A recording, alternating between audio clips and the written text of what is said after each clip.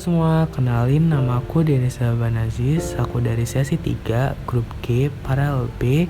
Di sini aku akan menjelaskan tentang kelarutan sebagai fungsi suhu. Hope you guys enjoy it. Bye bye.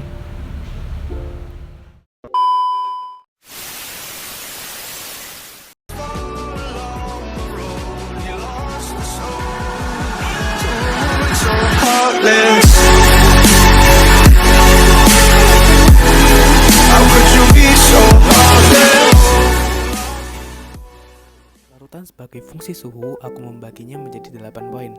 Poin pertama yaitu kelarutan dan kalor pelarutan. Poin kedua jenis-jenis larutan.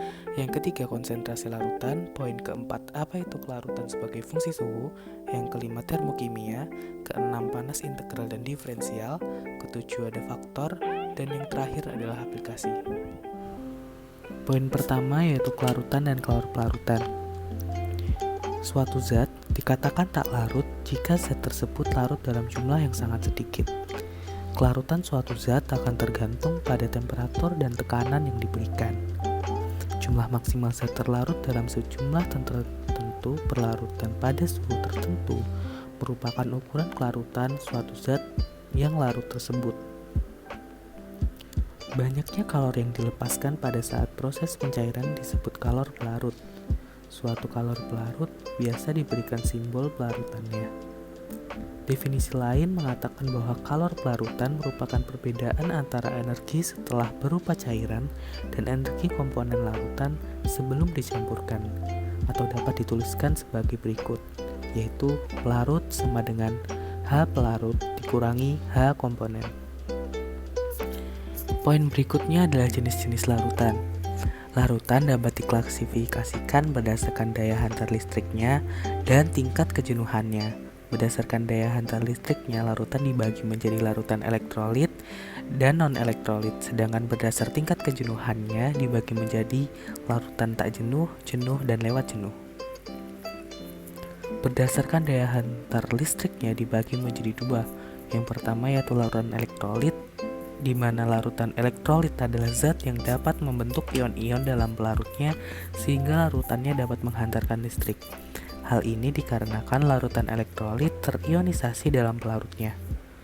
Di dalam larutan elektrolit ada larutan elektrolit kuat dan lemah. Elektrolit kuat yaitu elektrolit yang dapat terionisasi sempurna atau hampir sempurna menjadi ion-ion dalam pelarutnya dan umumnya menghasilkan larutan dengan daya hantar listrik yang baik. Contohnya adalah HCl, HNO3, H2SO4. Sedangkan elektrolit lemah adalah elektrolit yang hanya terurai sebagian kecil menjadi ion-ion dalam pelarutnya dan menghasilkan larutan dengan daya hantar listrik yang buruk. Contohnya adalah HCN dan H2S. Untuk larutan non-elektrolit adalah zat yang tidak dapat membentuk ion-ion dalam pelarutnya, sehingga larutannya tidak dapat menghantarkan arus listrik.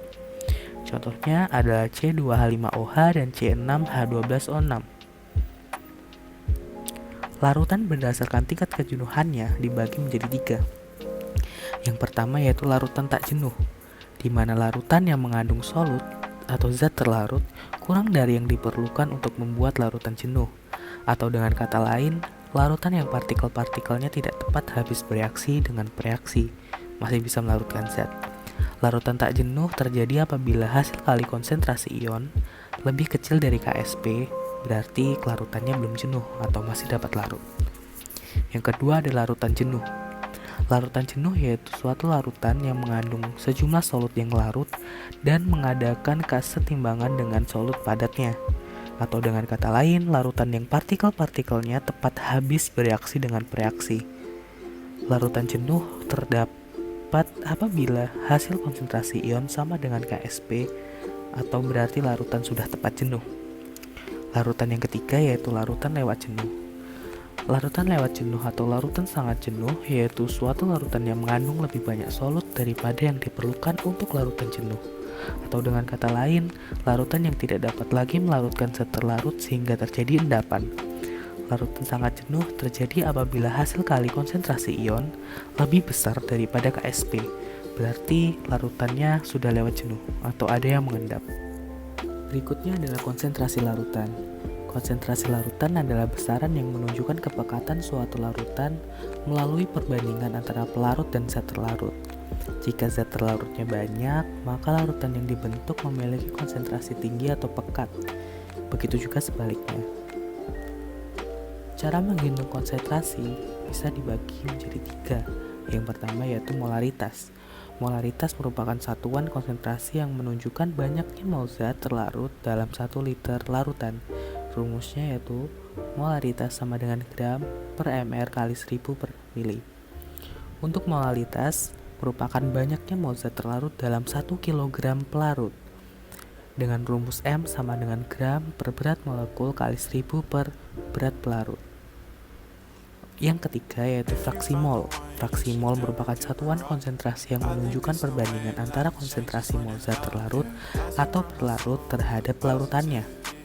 Dengan rumus fraksi mol zat terlarut sama dengan jumlah mol zat terlarut per jumlah mol zat terlarut plus jumlah mol zat pelarut.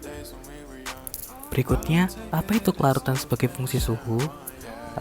Kelarutan sebagai fungsi suhu yaitu banyaknya zat terlarut maksimum dalam suatu pelarut tertentu yang dipengaruhi oleh perubahan suhu sampai larutan menjadi jenuh. Pengaruh suhu terhadap kelarutan zat berbeda-beda antara satu dengan yang lainnya. Tetapi pada umumnya pengaruh suhu pada kelarutan zat cair semakin tinggi maka kelarutannya semakin besar. Begitu juga sebaliknya. Hal itu disebabkan karena proses pembentukan larutannya bersifat endoterm. Di situ terdapat grafik antara temperatur dan kelarutan. Ini adalah termokimia. Dalam termokimia ada sistem dan lingkungan. Sistem adalah bagian dari alam semesta yang sedang menjadi pusat perhatian kita atau fokus kajian yang sedang kita lakukan. Sedangkan lingkungan adalah segala sesuatu yang berada di luar atau di sekitar sistem yang bukan merupakan bahan kajian. Contohnya itu jika kita ingin melarutkan gula pasir ke dalam gelas yang berisi air, kita misalkan bahwa gula pasir adalah sistem, maka lingkungannya adalah air, pelarut. Gelas yang digunakan, udara di sekitar, pengaduk, dan segala sesuatu selain gula pasir yang digunakan untuk melarutkan gula pasir. Dalam termokimia ada reaksi eksoterm dan endoterm. Jika reaksi berlangsung dengan melepaskan atau menghasilkan kalor dari sistem ke lingkungan, maka reaksi disebut reaksi eksoterm. Pelepasan kalor yang terjadi menyebabkan penurunan entalpi reaksi sehingga delta H reaktan lebih besar dari delta H produk, maka delta H bertanda negatif. Contoh dalam kehidupan sehari-hari yaitu setrika dan besi berkarat. Namun, jika reaksi berlangsung dengan menyerap atau membutuhkan kalor dari lingkungan ke sistem, maka reaksi disebut endoterm.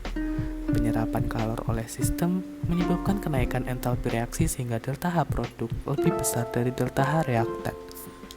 Maka delta H bertanda positif. Contohnya itu es batu mencair dan penguapan air. Poin berikutnya adalah panas pelarutan integral dan diferensial. Ada 2 jenis panas pelarutan yaitu panas pelarutan integral dan panas pelarutan diferensial. Panas pelarutan integral didefinisikan sebagai perubahan entalpi jika 1 mol zat dilarutkan dalam N mol per larut. Panas pelarutan diferensial didefinisikan sebagai perubahan entalpi jika 1 mol zat terlarut dilarutkan dalam jumlah larutan yang tak terhingga, sehingga konsentrasinya tidak berubah dengan penambahan 1 mol zat terlarut. Secara matematis didefinisikan sebagai delta AH per delta M, yaitu perubahan panas Diplot sebagai jumlah mol zat terlarut. Panas pelarutan diferensial adalah panas yang timbul atau diserap jika 1 mol zat terlarut ditambahkan ke dalam sejumlah besar larutan tanpa mengubah konsentrasi larutan. Panas pelarutan diferensial dapat diperoleh dengan mendapatkan kemiringan kurva pada setiap konsentrasi. Jadi panas pelarutan diferensial tergantung pada konsentrasi larutannya. Berikut ada faktor-faktor yang mempengaruhi kelarutan. Yang pertama yaitu suhu. Tingginya suhu akan mempercepat berlangsungnya pelarutan. Hal ini terjadi karena pada suhu tinggi kemungkinan terjadi tumbukan antara zat padat lebih sering. Faktor kedua adalah pengadukan. Larutan yang diaduk akan cepat lebih larut dibandingkan dengan larutan yang tidak diaduk. Yang ketiga yaitu luas permukaan zat. Semakin besar luas permukaan zat, maka akan mengakibatkan tumbukan sering terjadi sehingga kelarutan yang akan berlangsung lebih cepat. Faktor yang keempat yaitu volume.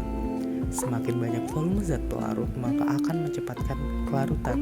Sedangkan sebaliknya, jika zat terlarut yang berjumlah lebih banyak, maka akan menghasilkan endapan yang dapat memperkecil.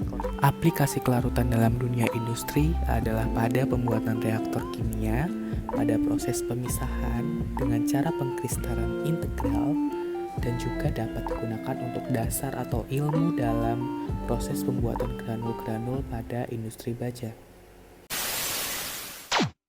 Oke guys, itu aja pembahasan kelarutan sebagai fungsi suhu dari aku. Aku minta maaf kalau ada kekurangan dari video ini. See you in the next video. Bye bye.